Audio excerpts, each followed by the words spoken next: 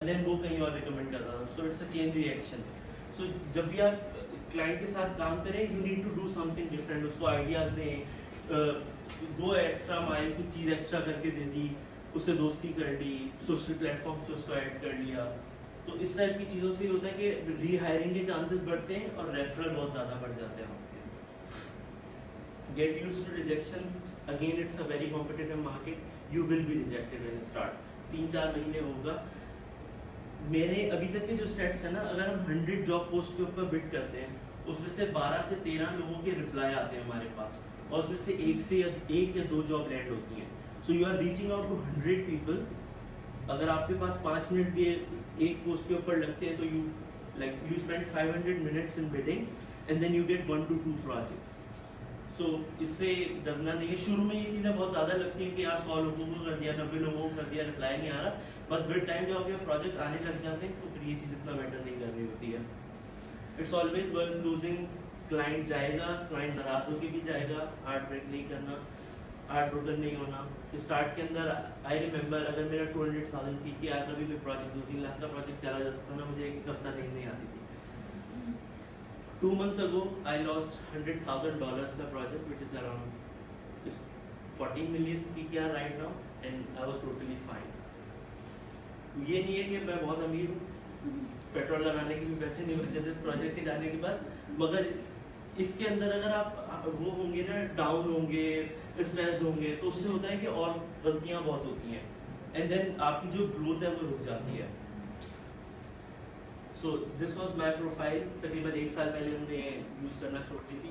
अच्छा, ये job success rate बहुत मैटर करता है जब भी आप फ्रीलांसिंग करते हैं। So we have 100% job success rate. ये मतलब जितने भी मैंने 27 प्रोजेक्ट्स किए पिछले 4 साल में, और सारे के सारे प्रॉपर्ली डिलीवर हुए। इसके अंदर कभी कभी मसले आते हैं कि कोई प्रोजेक्ट डिलीवर नहीं हो रहा, या ये होता है कि क्लाइंट, आपने प्रोजेक्ट डिलीवर कर दिया बट क्लाइंट अब ऑनलाइन नहीं आ रहा, या वो ये प्लेटफॉर्म यूज़ नहीं कर रहा, वहाँ से आपको जॉब सक्सेस रेट हिट होता है। तो उसकी डिफरेंट ट्रिक्स होती हैं। वो कोई डिटेल वर्कशॉप होगी, या मुझे ईमेल कर देना, ऐसे किसी मसले में कोई हो तो मैं बता दूंगा किस तरह से उसको टैकल करना है। So around total it's like 13 million PKR, और 6,000 आवर्स हम लोगों ने वर्क किया है। इस तरह की 3-4 प्रोफाइल्स थी। Again whenever you are starting, अगले 10 साल का प्लान बनाओ कि मैंने ये करना है, उस हिसाब से स्टार्ट करो। These profile like around 60 million earn करके दिया था कंपनी के अंदर हमारी वो अपवर्क में, बट नाउ 1 साल से हम लोग ये यूज़ नहीं करते। So there is a strategy for that to.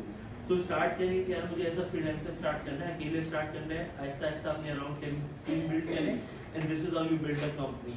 Once you build a company, then you get to work with ministries and different big companies. तो फिर आहिस्ता आहिस्ता ये कि फ्रीलांसर, एज अ फ्रीलांसर जो आप होते हैं वो फेड अवे हो जाते हैं, और you as a business person comes in. So this is how you make company. So this was the short presentation, about 30 minutes I guess I completed.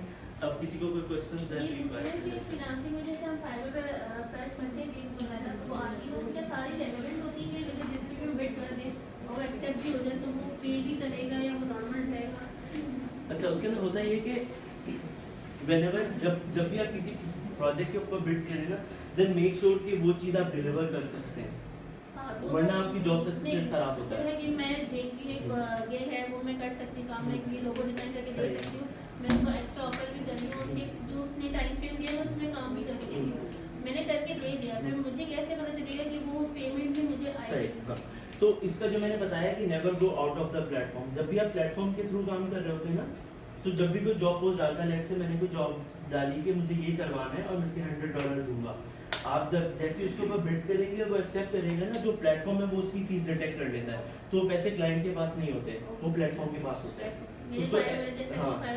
उनके पास होंगे। बिल्कुल, फाइवर वाले के पास एस्क्रो कहलाता है, तो वो पैसे एस्क्रो कर लेते हैं, आपके पास रख लेते हैं। जब आप डिलीवर करते हैं, क्लाइंट फाइवर को बताता है कि हाँ ये प्रोजेक्ट मुझे मिल गया, फाइवर आपको पे करना होता है।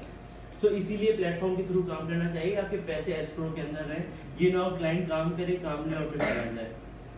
यहाँ पे कौन से पेमेंट मेथड्स है जो इजीली यूज होते हैं, क्योंकि पेपैल का आई गेस पाकिस्तान में नहीं है, तो उसके अलावा कौन से पेमेंट मेथड्स है जो इजीली यूज कर सकते हैं हम लोग इन सारी पेमेंट मेथड प्लेटफॉर्म के थ्रू या डायरेक्टली पूछ रहे हैं? प्लेटफॉर्म के थ्रू। प्लेटफॉर्म जैसे अपवर्क है, इस केस के अंदर बैंक डायरेक्ट बैंक ट्रांसफर हो जाता है। सो उसके अंदर पेयोनीर है और भी डिफरेंट मेथड्स हैं, मगर सबसे इजीएस्ट ये है कि अपना बैंक अकाउंट उसके अंदर फाइवर में अपवर्क के अंदर ऐड कर दें। सिर्फ अपवर्क में या बाकी सारी? बाकी सब में भी हो जाता है। और अगर आई थिंक फाइवर के अंदर सिर्फ पेयोनीर है, डायरेक्ट बैंक नहीं है। अब आ गया तो पता नहीं, क्योंकि फाइवर मैंने 2-3 साल पहले यूज किया था। सो पेमेंट गेटवेज का मसला है पाकिस्तान के अंदर, इसका मसला होता नहीं है। अगर आउट ऑफ द प्लेटफॉर्म है तो आपकी जैसे बैंक डिटेल्स का सिक्योरिटी का कोई इशू नहीं होता है? नहीं होता, नहीं, बिल्कुल नहीं होता। अगर आप आउट ऑफ द प्लेटफॉर्म भी काम कर रहे हैं तो अपने क्लाइंट को जो है बैंक की डिटेल्स दे दें, वो बैंक के अंदर आपको पे कर देगा, आपके बैंक में आ जाएंगे। अच्छा, इसके अंदर फिर अगर आप बैंक के अंदर ये फ्रीलांसर एक गलती ये करते हैं कि वो अपने टैक्सेस को नहीं देखते। आई एम श्योर आप लोग के टैक्सेस के सेशन होंगे या हो चुके होंगे।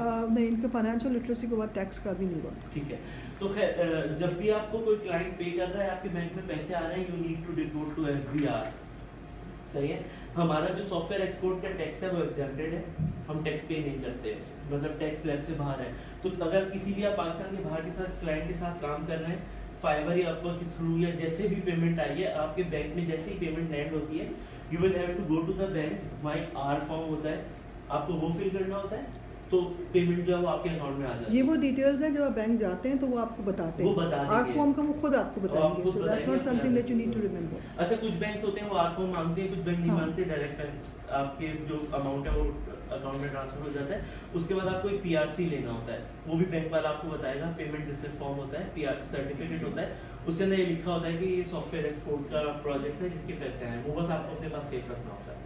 तो अगर कोई अगेन ऐसी कोई सिनेरियो हो तो पूछ सकते हैं, मेरी ईमेल लिखी हुई है, मैं यहाँ पे भी लिख देता हूँ, तो ऐसी कोई सिनेरियो तो मुझसे पूछ सकते। और एक और पेमेंट गेटवे है ट्रांसफरवाइज के नाम से, हाँ, तो वो भी डायरेक्ट बैंक के साथ ऑपरेट करता है। 2CO भी करता है ना। जी, 2CO का ये होता है कि आपको अपनी वेबसाइट के ऊपर उसका पेमेंट गेटवे ऐड करना पड़ता है। Any other question? Out of the platform अगर हम काम कर रहे हैं, जैसे कंटेंट राइटिंग होता है, हम लोग 5-6 फ्रेंड्स ने मीडिया स्टार्ट किया था, तो एक फ्रेंड के साथ ये प्रॉब्लम उसको फेस हुआ कि उसने पूरा काम कर लिया, मतलब जो टाइम पीरियड था उसके अंदर सब कुछ कर लिया, जब भेजा तो क्लाइंट उसको मतलब जो जिसने दिया था उसको समझ नहीं आया और उसने स्ट्रेटली रिजेक्ट कर दिया कि ये आपने मेरी रिक्वायरमेंट्स पे नहीं किया और ये मुझे समझ नहीं आया। तो ऐसी प्रॉब्लम को कैसे मतलब बंदा फेस करे? ऐसी प्रॉब्लम को हालांकि किया लिखा भी नो डाउट, बंदी काफ़ी टाइम से करती आ रही है, अच्छा भी किया सब कुछ था, और उसकी इतनी जो मेहनत थी वो तो उसने एक्सेप्ट ही नहीं किया सामने वाले ने, और उसने स्ट्रेटली तो बोला था, उसने स्ट्रेटली बोल दिया कि नहीं मुझे समझ नहीं आया, आपका काम हो रहा है। इसका यही तरीका है कि एक तो ये कि आप आउट ऑफ द प्लेटफॉर्म जब जाते हैं जब आपकी क्लाइंट से दोस्ती हो चुकी हो, या दोस्ती से मुराद है कि आपका एक प्रोफेशनल रिलेशन डेवलप हो चुका हो। मैं कुछ आईओवा के अंदर एक प्रोजेक्ट कर रहा था, मैंने तकरीबन 1 साल उसको ऑन द प्लेटफॉर्म रखा था, और ऑन द प्लेटफॉर्म रहने का मकसद ये होता है कि 40% आप एक्स्ट्रा पे कर रहे होते हैं, 20% वो हमसे डिटेक्ट करता है प्लेटफॉर्म। अगर आप 100 रुपीज़ अर्न कर रहे हैं लेट से, तो 20 आपसे काटता है, 20 उससे काटता है। 1 साल ऑन द प्लेटफॉर्म, उसके बाद हमने 2 साल काम किया आउटसाइड द प्लेटफॉर्म, और अभी तक मेरी उससे मतलब मैं अगर जाता भी हूँ US तो मेरी उससे मुलाकात होती है, इस टाइप की चीज़ें। तो इस चीज़ को रोकने का एक ही तरीका है, आप प्लेटफॉर्म से नहीं देते। अगर कोई नहीं भी कर रहा काम, उसको बताएं यार ये प्लेटफॉर्म है, अगर आप इस प्लेटफॉर्म पर मुझे जॉब दोगे तो मैं कर दूँगी, आउट ऑफ द प्लेटफॉर्म मैं नहीं काम करूँगी। दूसरा ये कि अगर आपका रिलेशनशिप उससे इतना डेवलप हो रहा है तो आउट ऑफ द प्लेटफॉर्म काम कर लें। और कुछ लोग ये करते हैं, वो सिर्फ इसीलिए करते हैं, उसने वो कंटेंट का पीस लिया होगा और लेके यूज़ भी कर लिया होगा। तो उसका कुछ एक तरीका ये होता है कि आप उसको चंक्स भेज देते हैं कि शुरू का पैराग्राफ भेज दिया, एंड का भेज दिया, समझ आ रहा है। और आउट ऑफ द प्लेटफॉर्म अगर काम कर रहे हैं, always take advance.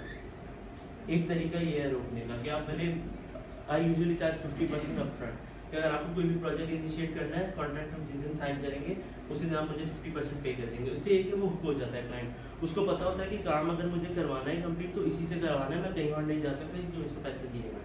So at least 50%, 30% और एटलीस्ट 20% आप उसका अपफ्रंट चार्ज कर लें। अपफ्रंट चार्ज करेंगे, उसके बाद क्लाइंट इधर उधर नहीं हो पाता।